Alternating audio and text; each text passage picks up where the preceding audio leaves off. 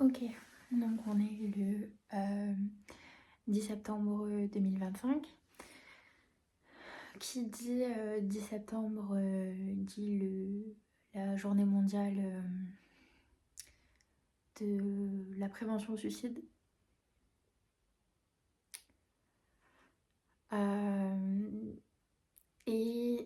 Ce que je trouve hyper bien, c'est qu'on n'a pas, au vu de la cause, on n'a pas réduit ça à seulement un jour, même si le jour propre est le 10 septembre. Maintenant, on inclut tout le mois de septembre, qu'on appelle donc septembre jaune, euh, qu'on- pour en fait la prévention du suicide et de ce que ça peut entraîner, de comment le repérer. Et je trouve que c'est hyper important d'en parler en fait et pas d'en faire un sujet hyper tabou. Voilà, c'est pas le but. Et puis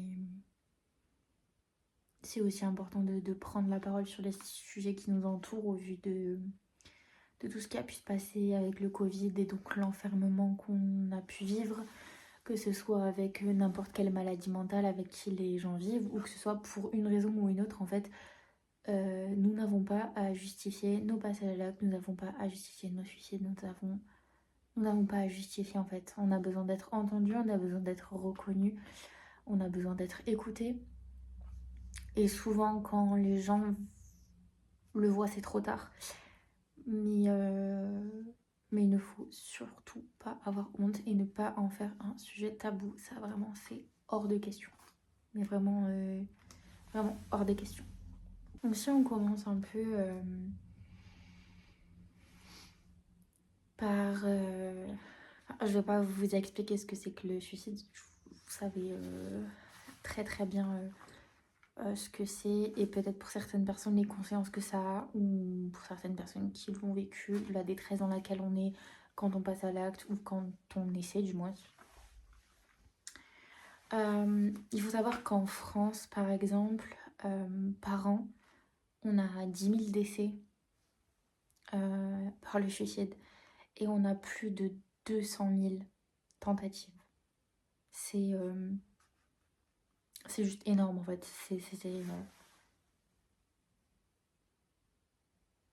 C'est énorme. J'ai pas forcément les bons mots pour décrire la chose.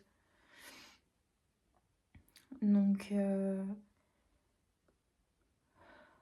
la dernière, on va dire, information que j'ai, c'est les chiffres de 2022 où il y a quand même eu 9220 personnes qui sont décédées du suicide sur une année complète. C'est juste énorme, c'est juste catastrophique, c'est comme ça. De toute façon, on peut pas défaire ce qui est fait, mais on peut essayer de l'améliorer en essayant de cerner au maximum les choses et en essayant de faire parler ou de parler, si vous êtes dans cette situation-là, un maximum pour juste éviter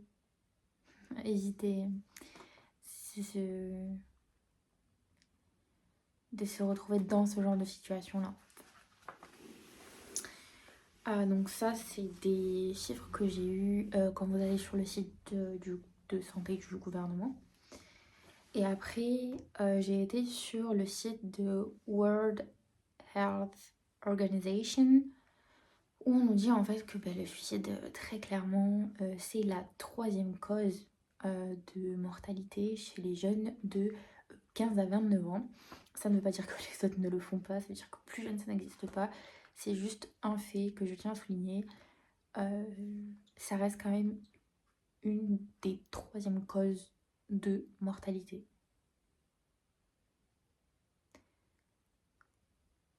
Troisième cause de mortalité, c'est juste énorme. Je sais pas. si on doit parler un peu de l'évolution de la crise suicidaire, parce que c'est ça en fait. C'est un peu comme un entonnoir finalement. D'abord, on va avoir cette phase de dévalorisation où on va perdre. Ça peut être dû à n'importe quoi, vraiment. Ça peut être dû au harcèlement, à des VSS, à des n'importe quel souci de santé, même si tout va bien dans votre vie. Ben, des fois, il y a un truc qui fait qu'il y a quelque chose dans votre cerveau qui vrille. Je pars du principe qu'on ne peut pas juger les douleurs et qu'on n'a pas à juger les douleurs. Donc c'est pas parce que quelqu'un a vécu quelque chose de plus dur que quelqu'un qu'il a plus de chances d'être amené à se suicider que je suis pas du tout d'accord sur ça. Euh, Parce qu'au fond, on connaît pas vraiment les raisons qui poussent les gens à faire ça. Et je veux dire, je trouve que c'est pas en jugeant en fait qu'on va les aider. Et je trouve que faire culpabiliser les gens par rapport à ça, c'est juste atroce. Et autour, on se rend pas compte que mais ça augmente en fait l'envie de partir et de tout laisser, de dire qu'on aurait mieux fait de réussir. C'est vraiment non. Non. Il faut arrêter ça de suite. Et donc on va commencer le schéma classique hein, après le schéma classique de comment on accède à la crise suicidaire ne forcément n'est pas du tout propre à chacun. Hein. Ça ne se passe pas du tout comme ça pour toutes les personnes. Évidemment, c'est un schéma basique qu'on peut retrouver dans certains cas.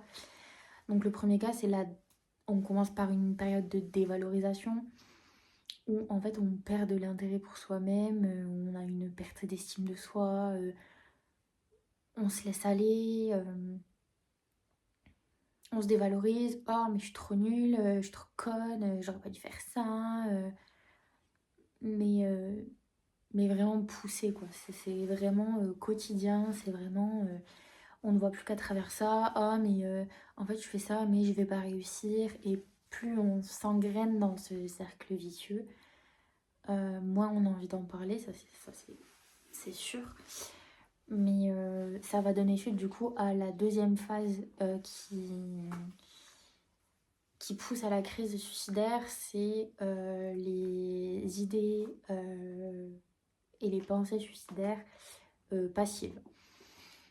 On dit passive parce qu'en soi, il n'y a pas de plan ou de scénario de mettre fin à sa vie. Juste, on y pense. C'est pas quelque chose qu'on a dans notre tête mis en acte, où on a tout un scénario de comment le faire, quel jour, etc. Bien au contraire, c'est des idées qui passent comme ça. Généralement, chez les personnes qui ont des idées suicidaires passives, elles vont avoir... elles vont se laisser aller dans le sens où la sécurité de leur propre personne, elles y accordent plus aucune importance en fait. Elles y accordent plus aucune importance et ça va pas être se mettre en danger volontairement, mais ça va être traverser un passage piéton et se dire ah bah là si une voiture m'avait écrasé, voilà. Ça peut être ça. Ça c'est un type de pensée suicidaire passive quoi. C'est c'est vraiment le fait de se dire mais si je m'endors et que je me réveille pas, ben c'est pas grave. Bim, encore une pensée suicidaire passive. Et on se rend pas forcément compte parce que quand on exprime ce genre de pensée, on a l'impression que les autres autour de nous le perçoivent comme une petite phase de déprime. Mais non, en fait, il faut faire hyper attention à ce genre de réflexion. Parce que justement, soit c'est... Des fois, ça peut être de l'humour, mais qui va être... c'est des pensées suicidaires passives, mais qui vont être déguisées sous forme d'humour. Donc on sait pas vraiment comment le prendre. Des fois, on va se dire, oh, ah là là, c'est bon, c'est juste une petite phase de déprime, tu vas t'en remettre. Alors que ben, les gens ne vivent pas en nous, donc ils savent pas en fait que ce sont des pensées suicidaires passives, et même nous, on le réalise pas. Mais il faut faire hyper attention à ce genre de phrases ou de commentaires si c'est sorti. Si quelqu'un en face de vous vous le dit, ça doit être la première alerte, quoi. Enfin, pas la première alerte, mais une des alertes, en fait. Vraiment. Bien évidemment, ce n'est pas parce que ce sont des pensées suicidaires passives que ce n'est pas aussi dangereux que des pensées suicidaires actives. Ce n'est pas parce qu'il n'y a pas de signe de... Comment dire? Ce n'est pas parce il n'y a pas de signe de mal physique que ça veut dire que la personne ne passera pas à l'acte. En fait, c'est aussi dangereux que quelqu'un qui se fait du mal volontairement. C'est juste que la personne en elle-même qui a des pensées suicidaires passives ne recherche pas forcément le besoin euh, de l'exprimer physiquement. Alors l'exprimer physiquement, attention, on revient dans une chose, ça veut pas dire l'exposer aux autres pour le montrer aux autres. L'exprimer physiquement, c'est se faire du mal physiquement parce qu'on en a besoin, parce qu'on en ressent le besoin. Et la plupart du temps, c'est caché. C'est pas quelque chose qu'on va exposer, c'est pas quelque chose dont on va être fier, quelque chose qu'on va montrer. Loin de là, c'est pas du tout pour se faire remarquer. Voilà, que je veux pas qu'il y ait de malentendus par rapport à ça. Mais c'est vrai que le côté actif, ça va plus être ouais, dans le sens de se faire du mal en fait. Mais ça veut pas dire que les gens qui ont juste des pensées, ça veut pas dire que c'est pas aussi dangereux en fait. Loin de là. Loin de là. Toutes les personnes qui ont fait des TS ou qui sont décédées par le suicide, toutes les personnes n'ont pas eu à se faire du mal physiquement en fait, peu importe la catégorie d'automutilation utilisée en fait. Et donc voilà, ce que je voulais dire aussi, c'est que ça veut pas dire qu'il n'y a pas de risque. À partir du moment où une personne se dévalorise et qu'elle a des pensées suicidaires passives, en fait, il y a toujours un risque. Il y a toujours un risque. À partir du moment où la phrase dans, ta, dans la tête, il y a un déclic de se dire, bah en fait, si j'aurais pas dû naître, quoi. Bon, bah, à partir de ce moment-là, il y a un déclic dans la tête qui se fait que le risque est aussi grave qu'une personne qui va se faire du mal physiquement en disant je vais en finir. Vraiment, c'est exactement la même chose et je trouve que c'est super important d'en parler. Après, on va voir ce que... Donc les idées suicidaires actives, donc là, ben, ça va être toute forme de mutilation. Donc évidemment, je ne vais pas donner d'exemple. Parce que je suis là pour faire de la prévention et non pour donner des idées de se faire du mal physiquement. Ça peut être les addictions à n'importe quoi. Hein. Les gens qui vont boire, les gens qui vont fumer, les gens qui... Des fois, la mutilation peut devenir une addiction. Hein. Ça peut passer aussi par les TCA. Se faire du mal physiquement, ça peut être des TCA. Ça peut être trop manger, ça peut être pas manger, ça peut être se faire vomir. C'est vraiment... ouais. C'est-à-dire que vos pensées suicidaires actives peuvent déclencher des TCA, ou si vous avez déjà des TCA, ben ça va beaucoup jouer dessus. C'est... voilà, c'est tout ce qui...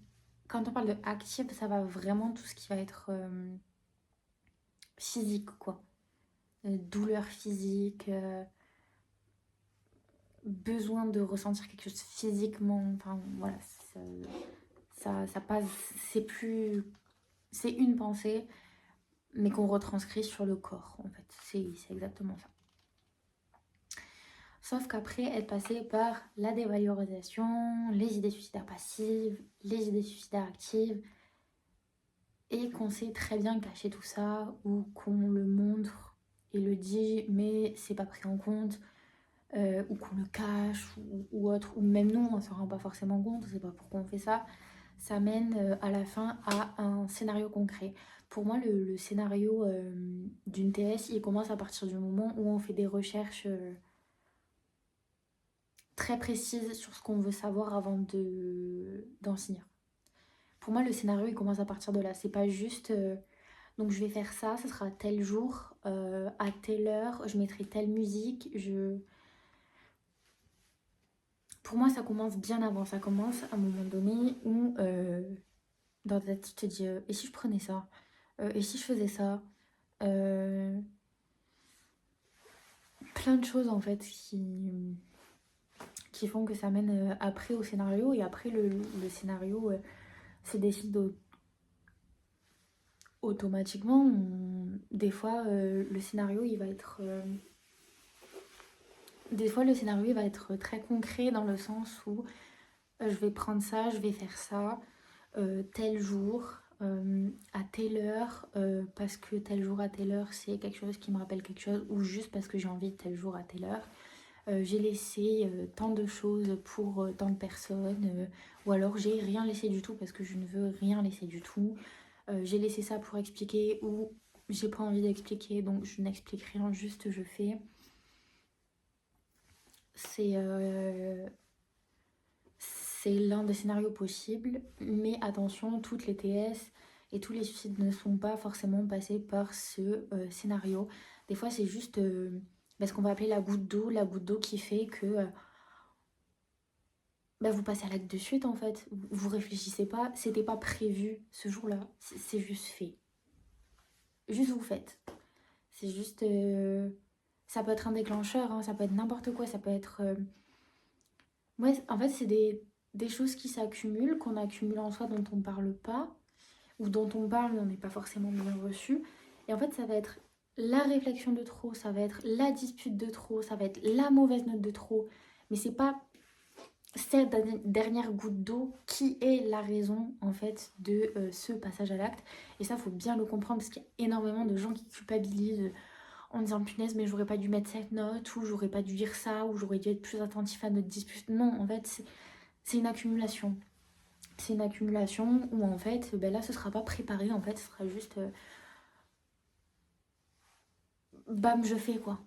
C'est ouais c'est ça, c'est bam je fais, je cherche pas là c'est trop tard j'en peux plus je fais. C'est ça passe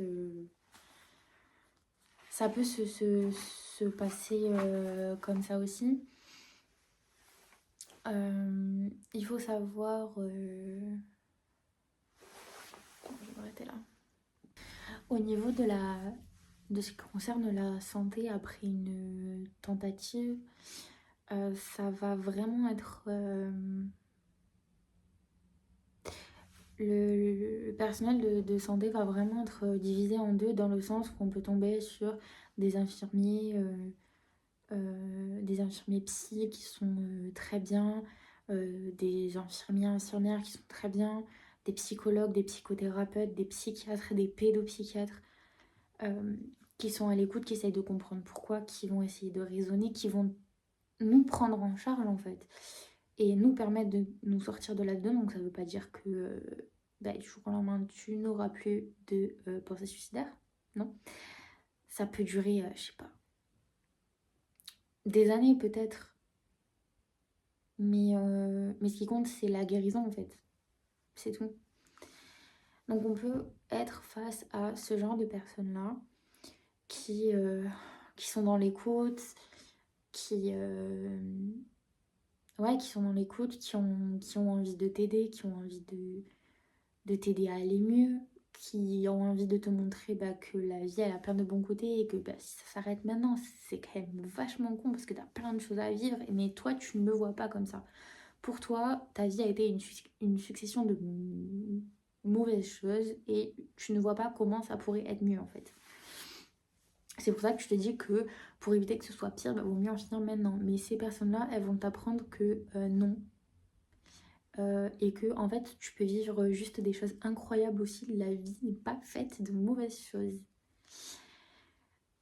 A contrario, on peut tomber sur des personnels soignants et j'ai eu pas mal de témoignages par rapport à ça qui m'ont fait assez halluciner. Des passages d'urgence où les infirmières vont dire ah mais vous avez pris que ça? Ah mais vous alliez pas mourir, hein. Bah non en fait. Quand quelqu'un vient de mettre sa vie en danger ou de faire une TS, c'est-à-dire un appel à l'aide, pour moi, c'est pas du tout la manière de recevoir la chose en fait. Là, t'es en train de lui dire t'as pas pris assez, retourne chez toi, prends plus, et quand tu voudrais vraiment mourir, tu reviens quoi. Mais non, en fait, surtout pas. Ça va pas ou quoi? Faut pas parler comme ça. Surtout qu'on ne sait pas le degré de sensibilité qu'on a à ce moment-là. C'est ça qui est super grave. Et on a l'impression que la personne en face de nous manque d'empathie. Euh, et voire complètement débile, hein. Vraiment, faut le dire, c'est les pensées qu'on a à ce moment-là, on se dit putain mais quelle... Nanana, voilà. On peut tomber face à des personnels soignants qui viennent te dire ah on vous a on vous emmène un jeune ou une personne pour tentative de suicide, elle a fait ça. Et là, les médecins qui éclatent de rire, en fait, à côté. Ah, elle a fait ça, elle pensait vraiment qu'elle allait mourir.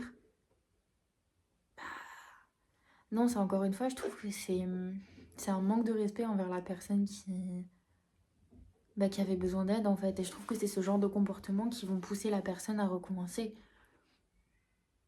Et, euh, et je trouve ça vraiment hallucinant qu'on ne prenne pas... tous les personnels soignants ne sont pas comme ça, et Dieu merci. Mais des fois, il peut vraiment y avoir des cas où les soignants sont censés t'aider, mais en fait, ils t'enfoncent plus qu'autre chose. Et je trouve ça très très triste de faire ce métier de soignant si, ou dans le cadre de suicide, de tentative ou autre, on te rabaisse en disant mais c'est pas avec ça que t'allais mourir, ou t'aurais pas dû faire ça, ou t'aurais pas dû faire ça comme ça, ou ah mais tu pensais vraiment qu'en faisant ça, ça allait faire ça. Non, en fait, non, juste... déjà, si la personne, après avoir fait sa tentative, a inconsciemment demandé de l'aide, c'est-à-dire passer un appel pour dire au revoir et que la personne en face a compris,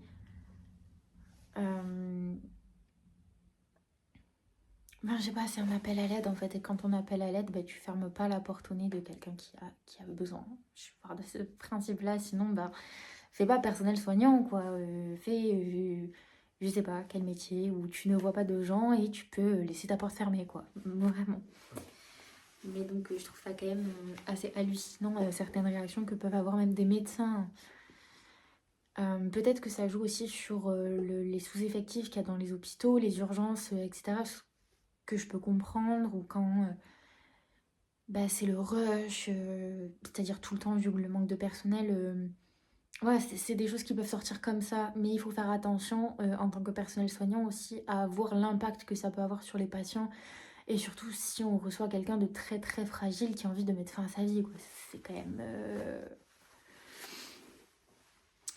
Donc voilà, je sais que il y a pas mal de jeunes, pas mal de personnes qui passent par là, qui sont passées par là, qui vont passer par là, parce que même si les chiffres sont en baisse, je pense il faudrait vraiment, euh,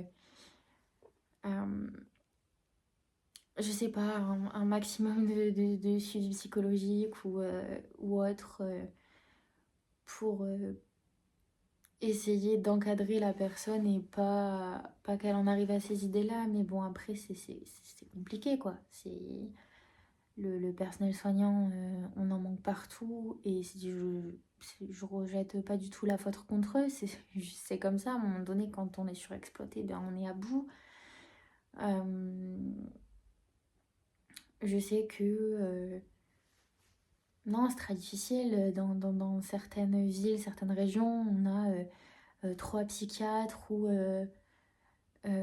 pour tout le département. Enfin, c'est hyper compliqué. Et effectivement, 3 psychiatres pour tout un département avec toutes les personnes qui sont en souffrance, c'est impossible de pouvoir tout gérer tout seul. Enfin, à un moment donné, il faut aussi se rendre compte des choses, quoi. Donc, voilà. Mais c'est vrai que waouh, certaines réflexions qu'on peut avoir ou autres, c'est très, très déstabilisant et sachez que ça peut pousser la personne en fait à recommencer, à faire pire, voilà, c'est pas parce qu'on l'a fait une fois et qu'on s'est fait engueuler parce qu'on est allé aux urgences ou qu'on s'est fait engueuler quand on est arrivé à l'hôpital inconscient que ça veut dire que ça recommencera pas en fait. C'est qu'à partir de ce moment-là, il faut agir. Mais il faut agir à base d'hospitalisation, sous contrainte s'il le faut. On ne peut pas laisser sortir une personne qui a essayé de mettre fin à sa vie. On ne peut pas dire, bon, mais on te garde la nuit en surveillance et tu passes un entretien avec la psychiatre demain matin et tu sors. Non, mais parce qu'en fait, une personne atteinte de pensée suicidaire, c'est une personne qui va avoir beaucoup tendance à mentir aussi. Pas dans le sens péjoratif, mais dans le sens où la personne a envie que ça se finisse et si elle dit que tout va bien, elle va sortir, elle pourra recommencer et peut-être que cette fois-ci ça marchera en fait, c'est ça.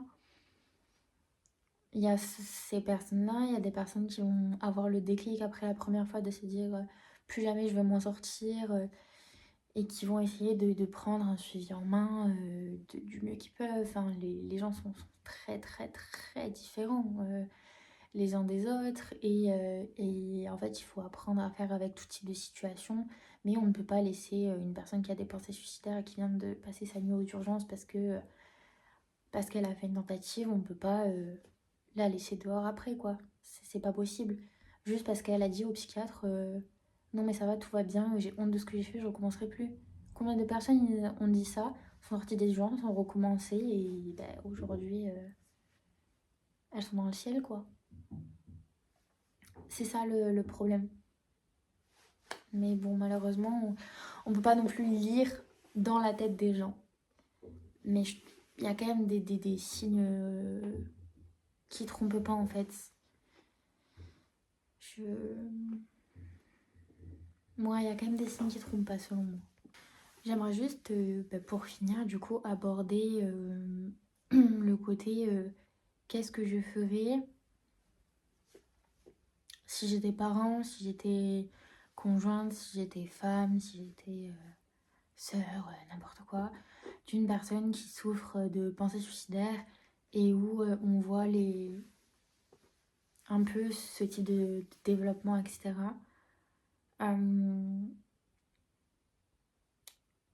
Je sais que certaines techniques, ça peut être très dur, mais par exemple,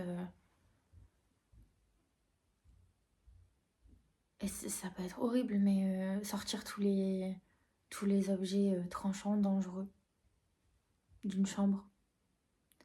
Vraiment, mais quitte à tout retourner, hein. Quitte à soulever le matelas, ouvrir les coussins, ouvrir les trousses, défaire les coques de téléphone d'ordinateur, derrière les photos des cadres, dans les livres, si, partout. Faut tout chercher, tout vider, quitte à tout enlever en fait et laisser la personne. Alors la personne elle va péter un câble peut-être, mais au moins être en sécurité.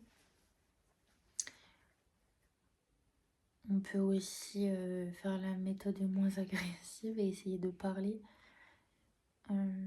Et si elle veut pas parler avec nous, essayer de l'amener à quelqu'un pour parler. Évidemment, il faut faire très attention qu'avec certains... un psychologue, c'est comme... je sais pas, comme un livre. On accroche ou on n'accroche pas. Si on n'accroche pas, ça ne sert à rien de se forcer. On va pas avoir envie d'y aller, on va pas raconter ce qu'on pense et du coup ça sert clairement à rien. Donc quitte à en faire 10, autant trouver la personne avec qui on accroche vraiment et avec qui on se sent en confiance plutôt que de rester chez quelqu'un parce que parce que voilà, c'est le plus près, parce qu'il coûte moins cher, parce que non, en fait.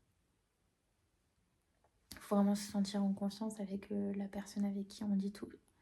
Sinon, bah, ça sert à rien. C'est pareil pour les médecins généralistes, hein, c'est pareil pour les psychiatres, c'est pareil pour les pédopsychiatres, c'est pareil pour les infirmières et infirmiers, c'est psychothérapeutes, c'est pareil pour tout en fait. C'est pareil pour tout type de personnes médicales, sage-femme, gynéco, c'est pareil en fait. Si tu ne te sens pas à l'aise, tu ne peux pas apporter quelque chose de bon à ta santé en fait. Donc, change, trouve la personne avec qui tu es en confiance, sinon ça ne marchera jamais. Il y a de nombreuses plateformes d'écoute comme SOS Suicide, SOS Amitié, le 3114, l'équipe Vigilance. Tout ça, ce sont des numéros que vous pouvez appeler à n'importe quelle heure de la nuit, n'importe quelle heure de la journée. Il y a toujours quelqu'un qui vous répondra. Au pire, il y aura 1 ou 2 minutes d'attente, le temps de trouver un interlocuteur, mais vraiment pas plus. Et si vraiment vous n'avez pas envie d'appeler ces numéros-là, ben, appelez le 15. Appelez le 15, ils vont vous transférer avec les urgences psychiatriques, soit de votre région, soit du centre hospitalier où vous avez appelé, etc. Mais prenez votre téléphone et appelez, quoi. Ça veut pas dire qu'ils vont vous dire venez aux urgences. Ça veut juste dire que vous allez parler avec quelqu'un. Et que potentiellement la discussion que vous allez avoir avec ce quelqu'un-là, ce soir-là, ou à ce moment-là, bah, ça va juste bah, vous permettre de pas faire cette bêtise-là, en fait. Et je qualifie ça de bêtise encore, mais c'est pas le bon mot. Mais ça vous évitera ce passage à l'acte, en fait. Donc prenez soin de vous, appelez le 3114, appelez le 15, n'importe quelle heure de la journée, n'importe quelle heure de la nuit, on s'en fiche, votre priorité, notre priorité, et votre priorité, et la priorité de tout le monde, c'est votre vie. On n'aurait pas de personnel soignant si on voulait que toutes les personnes meurent, tout simplement. Donc prenez soin de vous, parlez quand vous avez besoin. Vous pouvez pas parler, écrivez, dessinez, chantez, dansez, faites tout ce que vous voulez pour exprimer votre mal-être. Et quand vraiment ça va trop loin, appelez, faites-vous suivre, il n'y a aucune honte. Et non, ce ne sont pas les fous qui vont voir des psychologues, qui vont voir des psychiatres, qui ont des traitements psychiatriques, qui vont en hôpital psychiatrique, loin de là. Des fois, on a besoin de ce passage-là dans notre vie pour savoir ce qu'on veut, pour arriver à se cerner soi-même. Ce ne sont pas que des fous. Nous ne sommes pas fous, nous sommes juste humains. Et les débordements des émotions, c'est propre à chacun. Donc si quelqu'un vous juge par rapport à ça, levez votre doigt du milieu et partez en chantant. C'est tout ce que j'ai à dire.